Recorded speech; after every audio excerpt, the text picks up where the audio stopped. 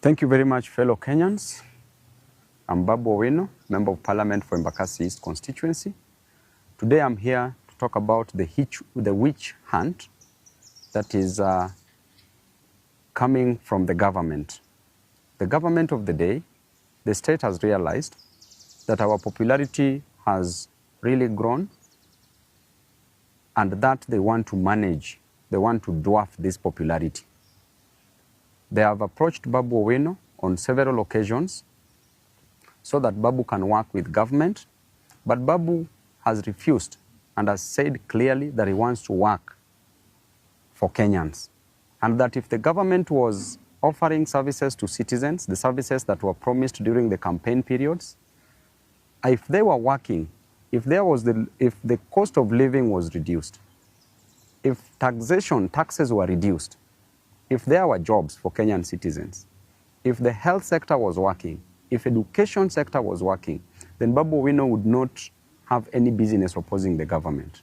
But why do we oppose the government? Why do we keep checks and balances on the government? It's because the government has not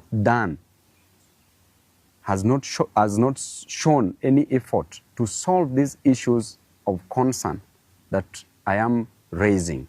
And therefore, because of that reason, there is a meeting that was held last week, a meeting that involved serious stakeholders in this country, and they were asking how Babu Owino can be put down, how Babu Owino can be managed. Some proposed that Babu Owino should be approached, bought, bribed, so that he can support the government. Some came with an idea that Babu Owino should be dealt with perpendicularly, that they should send the Ethics and Anti-Corruption Commission to our offices to come and besmirch the good name of Babu Owino. And therefore, I was reliably informed, information from very serious sources, that this week EACC was to come visit us at our offices in Donholm, Greenspan Mall, second floor. If not this week, then next week they are to come, or any other time that they will deem fit. And the intention is very clear, that we need to put Babu down. We need to tell the public that there are corruption allegations in Embakasi East office. And I want to tell you clearly that the Auditor General produced a report for all the constituencies, the 290 constituencies in this country.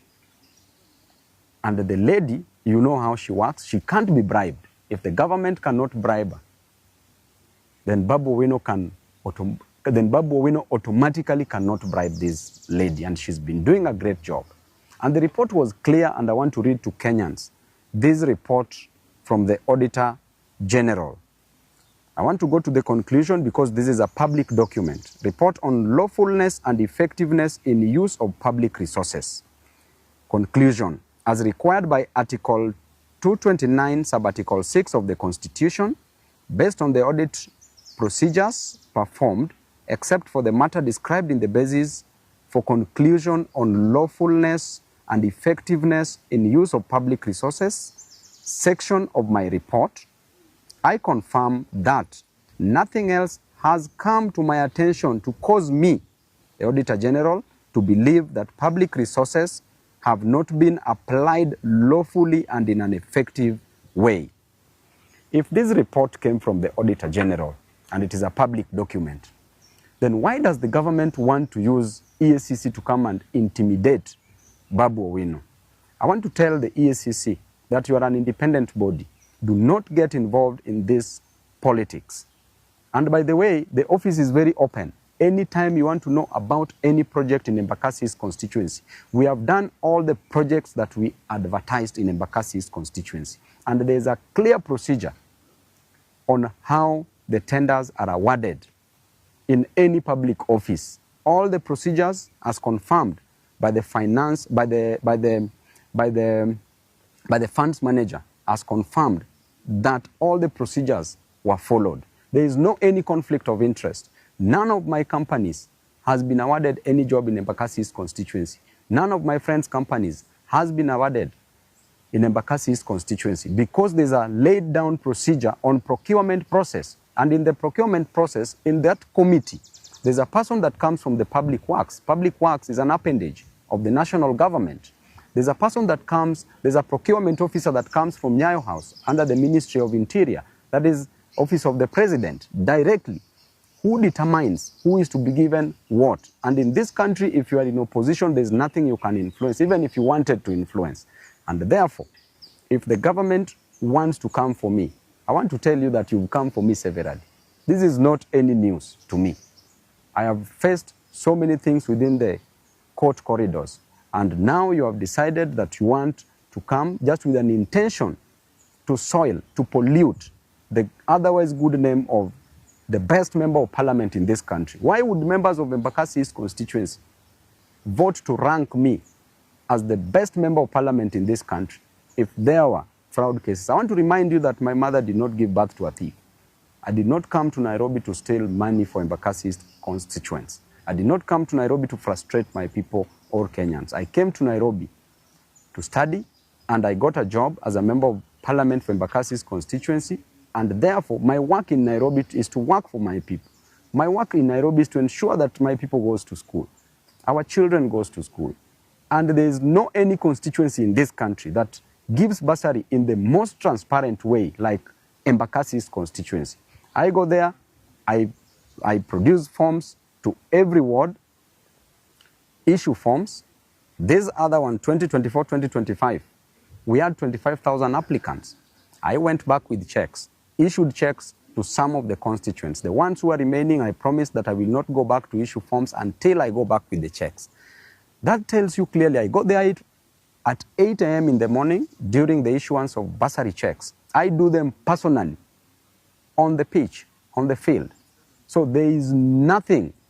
So EACC, we know the officers that are being used, both at the national level and at the county level. You need to start investigating the county of Nairobi where money is stolen on a single second, single minute, single day, single month. Money is stolen, money is lost from the county. Do not come to disturb people in Embakasi East constituency. And if you want to come, go and check all the projects.